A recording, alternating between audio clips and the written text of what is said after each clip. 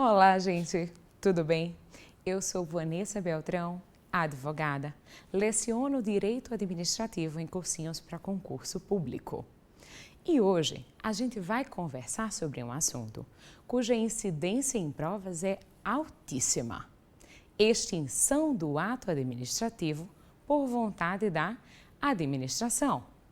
Para facilitar a sua vida, eu diagramei o nosso estudo. Então, nós vamos ter um mapa mental, de forma que na hora você vai se recordar de tudo. Vamos lá? 4 hipóteses de extinção do ato administrativo: caducidade, cassação, anulação e revogação.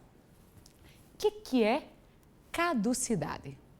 Caducidade é a extinção do ato administrativo em função de uma legislação posterior incompatível com o ato administrativo originariamente praticado. Ah, professora, não entendi nada. É uma ilegalidade superveniente, gente. Imagine assim. Imagine que o poder público municipal conceda a um bar da cidade uma autorização de uso, ato administrativo de natureza precária, para que ele bote mesinhas na calçada em frente ao bar e atenda lá. É possível? Com certeza.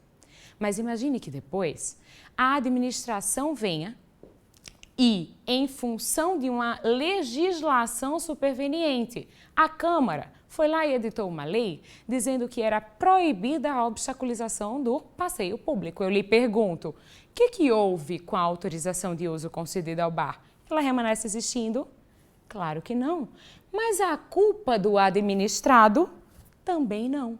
Então, na caducidade do ato administrativo, eu tenho a extinção do ato em função de uma legislação superveniente incompatível com a manutenção do ato originariamente praticado. Tá ok? Cuidado, não confunda caducidade do ato com caducidade do contrato. Caducidade do ato é que a gente acabou de conversar. Caducidade do contrato vem previsto na Lei 8987, nossa Lei de Concessão de Serviço Público. É quando o concessionário descumpre o contrato de concessão originariamente firmado. Então, eu tenho a extinção do contrato administrativo por meio da caducidade. Não confunda, porque aqui sim eu tenho culpa do concessionário. Tá ok? A segunda forma de extinção do ato administrativo por vontade da administração é a cassação. Cassação é a extinção do ato administrativo em função do não atendimento dos requisitos designados pela administração ou pela legislação. Então, neste caso, veja que eu tenho a natureza sancionatória. Ah, professora, eu não estou entendendo. Imagina assim. Imagine a sua licença para dirigir. Quem lhe concede? O poder público. É ato de natureza vinculada. Ok, concordei com você. Agora imagine que, a posteriori, você comete infrações suficientes que somem 20 pontos na sua carteira. De acordo com o Código de Trânsito Brasileiro, a administração pode cassar sua licença para dirigir? Com certeza. Mas de quem é a culpa pela cassação? Sua, que infringiu os requisitos necessários para a manutenção do ato administrativo. Então, em função do não atendimento dos requisitos, eu tenho a cassação do ato originariamente praticado.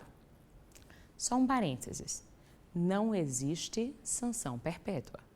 Se não existe sanção perpétua, o que é que acontece com a cassação? Qual o requisito? Eu tenho que ter um tempo pré-determinado.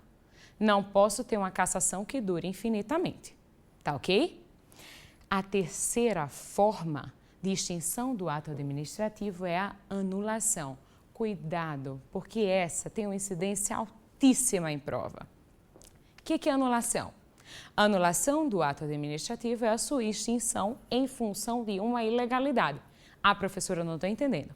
A senhora não me disse que aqui na caducidade eu falava em ilegalidade? Perfeito, disse sim. Mas na caducidade, eu disse a você que a ilegalidade era o quê?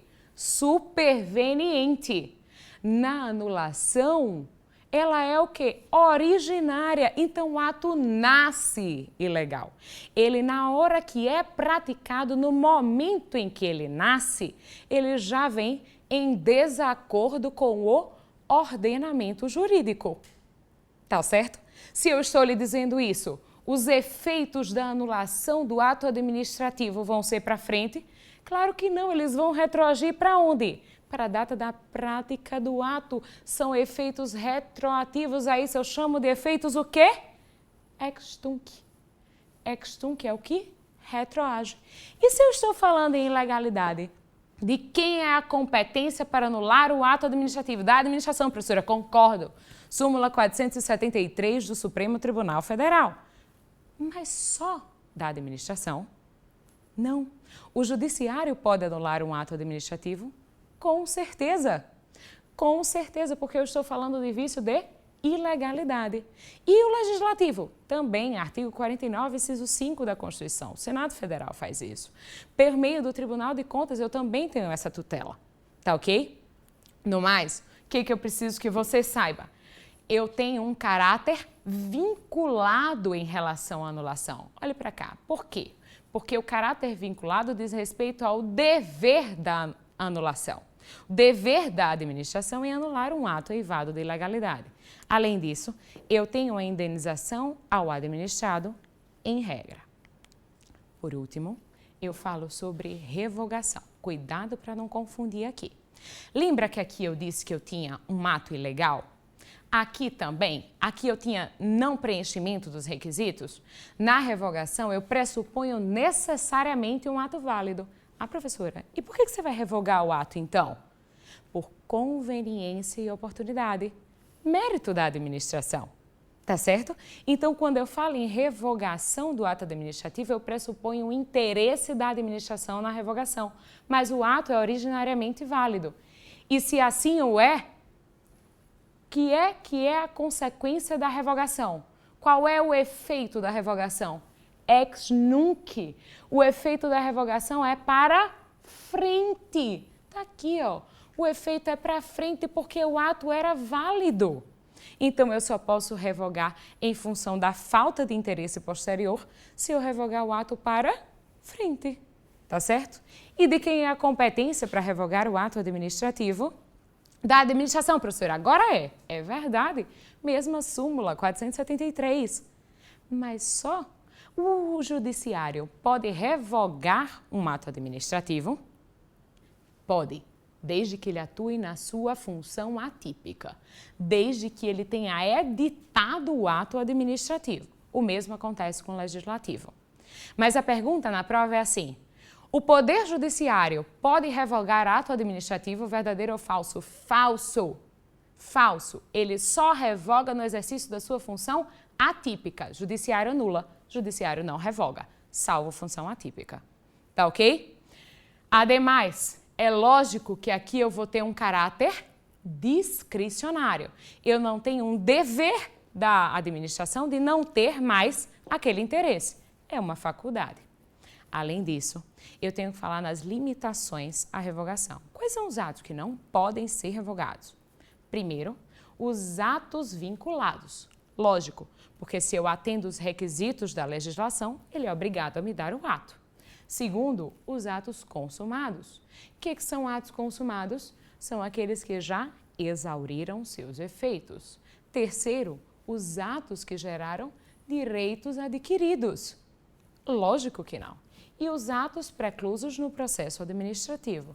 Imagine que eu tenho, por exemplo, uma oitiva de testemunha num processo administrativo. Eu posso simplesmente dizer, não gostei dessa oitiva, vamos extinguir a oitiva e realizar uma nova. Pode?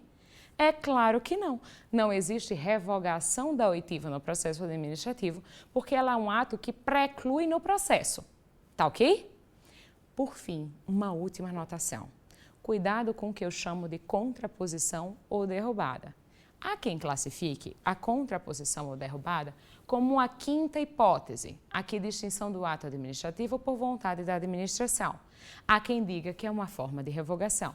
E o que é? É a incompatibilidade entre o ato posteriormente praticado e o ato anteriormente praticado. Imagine a nomeação e a exoneração. Se eu exonero um servidor, a nomeação continua existindo? Claro que não, ela se extingue. Mas por quê? Por causa da incompatibilidade do ato administrativo praticado posteriormente. Tá certo? Isso se chama contraposição ou derrubada. Minha gente, por hoje é só. A gente fica por aqui e até a próxima. Beijo para todo mundo.